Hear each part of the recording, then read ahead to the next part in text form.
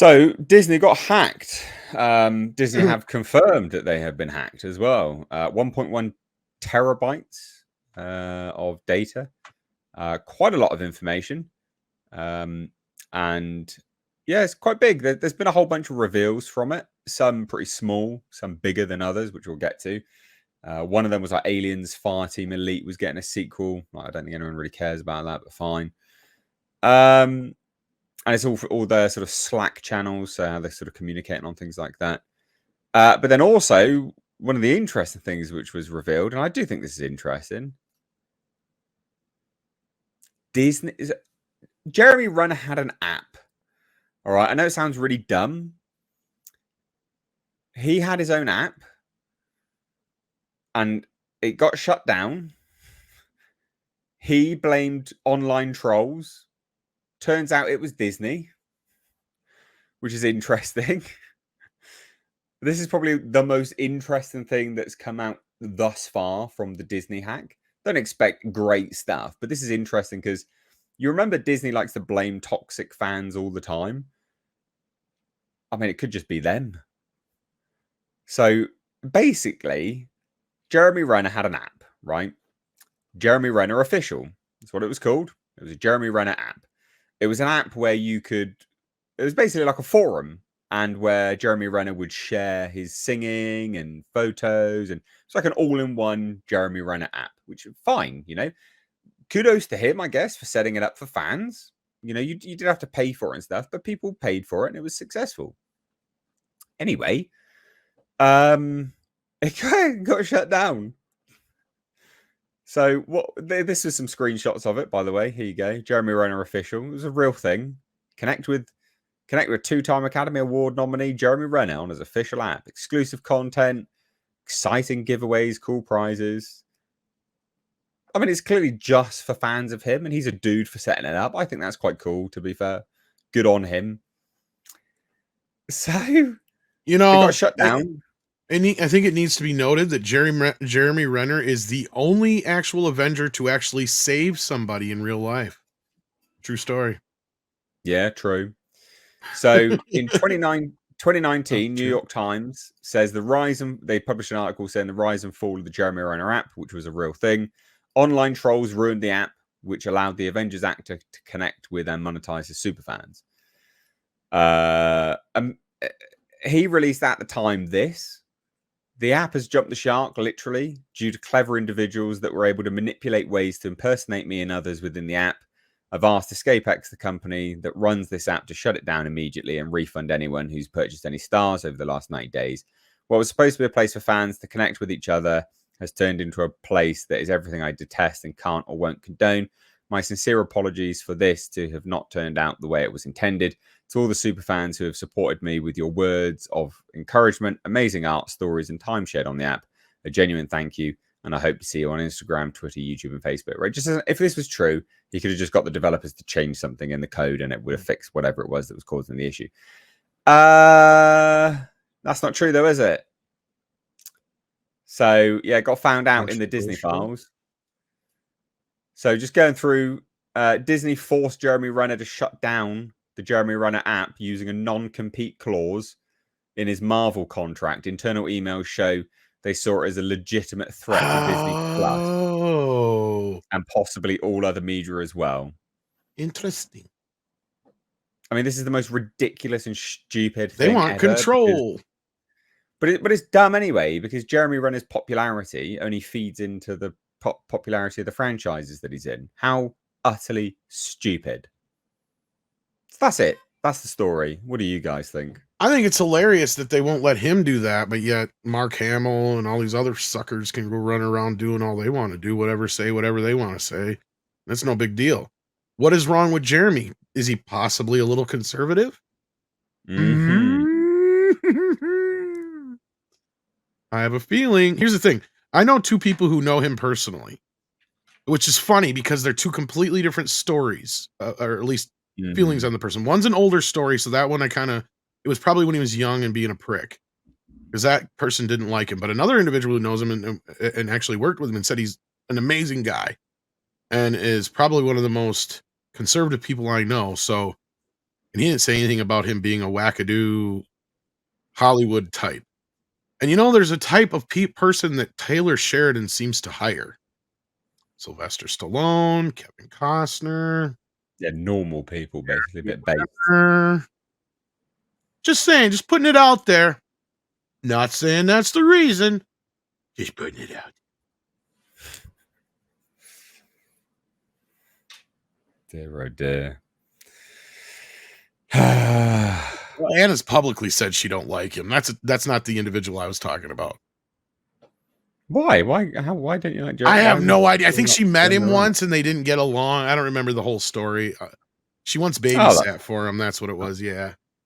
Yeah, that's fair enough. But I know two people have actually worked with him. Let's put it that way. Yeah. Mm. What do you think? Culture. I think this is hilarious, by the way. But yeah. Well, I mean, my takeaway is going to be the same. It always is. I have a feeling that this was killed by Disney, so they didn't have to compete with him, and they weren't going to be in a position where they were embarrassed by him. They didn't lose another star to a controversial but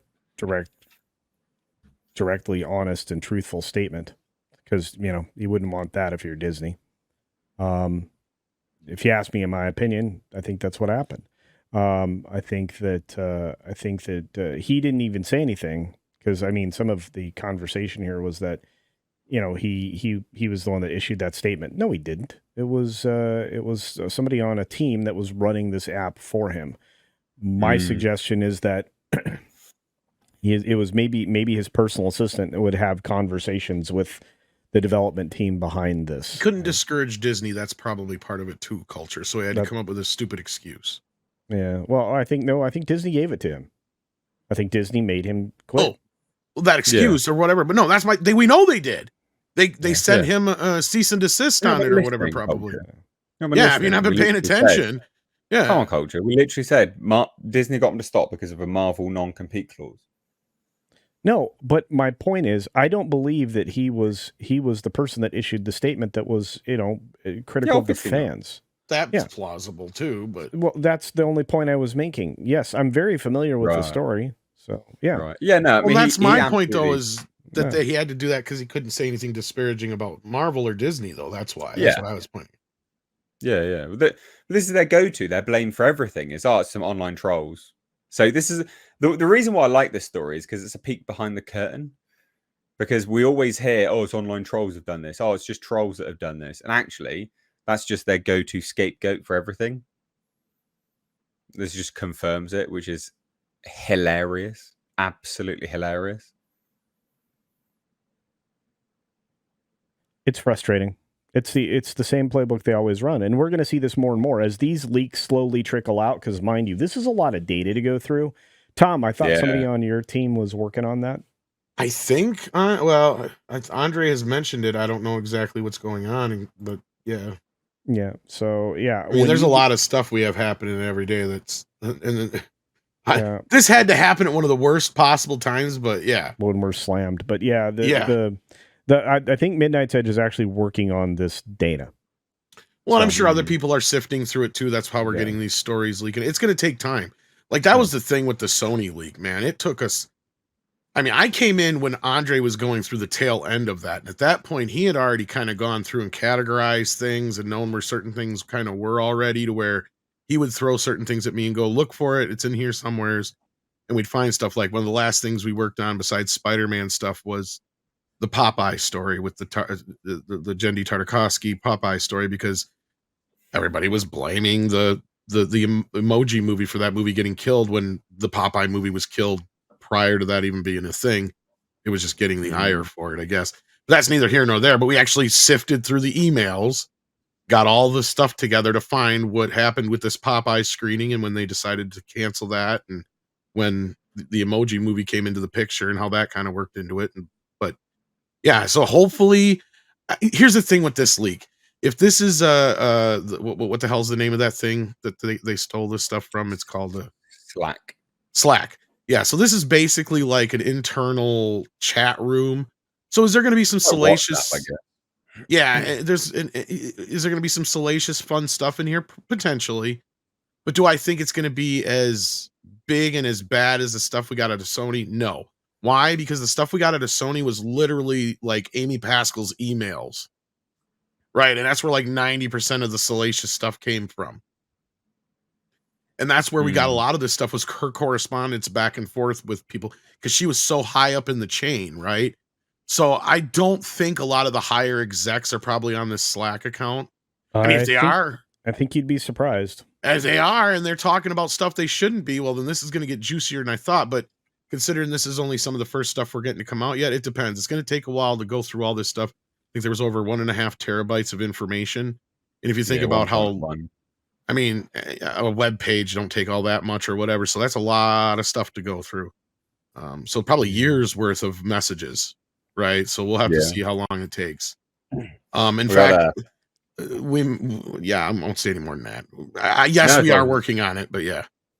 I was just going to say, very funny super chat here from Norm. Normal man says Disney toxic and blaming everything on fans. Imagine my shock. Yeah, it's the playbook, man. But we're just confirming it, aren't we? It's just comical now. So there you go. Jeremy Renner lost his cool app for fans because Marvel were jealous, like jealous little bitches.